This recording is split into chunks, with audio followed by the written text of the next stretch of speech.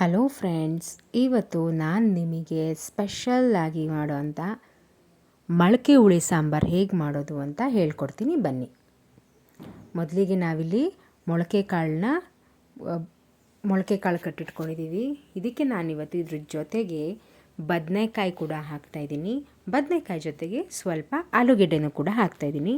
ಆಗ ಈ ಮೊಳಕೆ ಹುಳಿ ಸಾಂಬಾರು ತುಂಬ ಟೇಸ್ಟಿಯಾಗಿ ಬರುತ್ತೆ.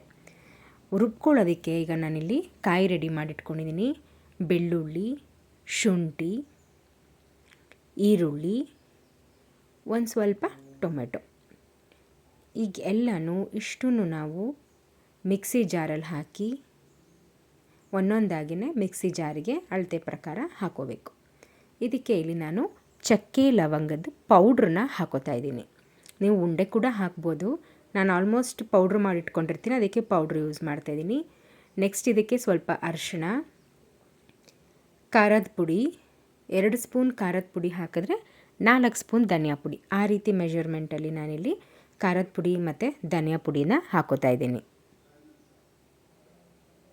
ನೋಡಿ, ಇಷ್ಟನ್ನು ಹಾಕಿದ ಮೇಲೆ ಸ್ವಲ್ಪ ನೀರು ಹಾಕ್ಕೊಂಡು ಈಗ ಇದನ್ನು ಚೆನ್ನಾಗಿ ನುಣ್ಣಗೆ ರುಬ್ಕೋಬೇಕು. ಈಗ ರುಬ್ಬಿದಂಥ ಮಿಶ್ರಣ ರೆಡಿಯಾಗಿದೆ. ನೆಕ್ಸ್ಟು ಈಗ ಪಾತ್ರೆಗೆ ಒಂದು ಸ್ವಲ್ಪ ಎಣ್ಣೆ ಹಾಕೋಬೇಕು.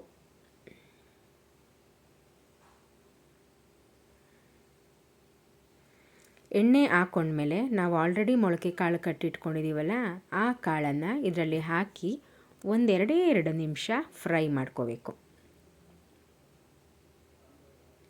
ಈ ರೀತಿ ಫ್ರೈ ಮಾಡಿದ್ಮೇಲೆ ಇದಕ್ಕೆ ನೆಕ್ಸ್ಟು ನಾನು ಆಲೂಗೆಡ್ಡೆ ಹಾಕಿ ಮಿಕ್ಸ್ ಮಾಡಿಕೊಂಡೆ.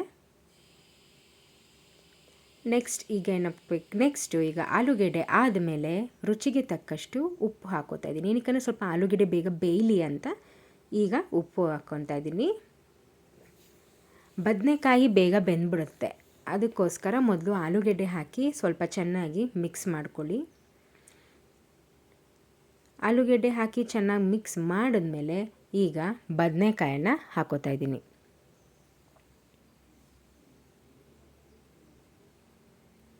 ಈ ರೀತಿ ಬದನೆಕಾಯನ್ನ ಹಾಕಿ ಚೆನ್ನಾಗಿ ಮಿಕ್ಸ್ ಮಾಡ್ಕೊಬೇಕು. ನೆಕ್ಸ್ಟ್ ಈಗ ನಾವು ಆಲ್ರೆಡಿ ರುಬ್ಬಿಟ್ಕೊಂಡಿದ್ದಂಥ ಮಿಶ್ರಣನ ಇದಕ್ಕೆ ಹಾಕೋಬೇಕು. ಮಿಕ್ಸಿ ಜಾರಿಗೆ ನಾನು ಒಂದು ಸ್ವಲ್ಪ ನೀರು ಹಾಕಿ ಮಿಕ್ಸ್ ಮಾಡಿಕೊಂಡು ಅದನ್ನು ಸಹ ನಾನು ಇಲ್ಲಿ ಆ್ಯಡ್ ಮಾಡ್ಕೊತಾ ಇದ್ದೀನಿ. ಈಗ ನಿಮಗೆ ಕನ್ಸಿಸ್ಟೆಂಟಿ ಎಷ್ಟು ಬೇಕು, ಗಟ್ಟಿ ಎಷ್ಟು ಬೇಕು ಅನ್ನೋದ್ರ ಮೇಲೆ ನೀವು ನೀರನ್ನು ಹಾಕಿ ಚೆನ್ನಾಗಿ ಇದನ್ನು ಮಿಕ್ಸ್ ಮಾಡಬೇಕು.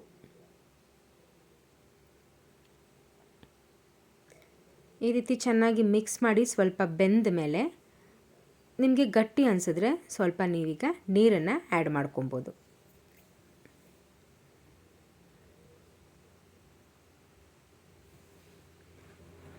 ಚೆನ್ನಾಗಿ ಬೇಯಿಸಿದ್ರೆ ಮೊಳಕೆ ಹುಳಿ ಸಾಂಬಾರು ರೆಡಿ.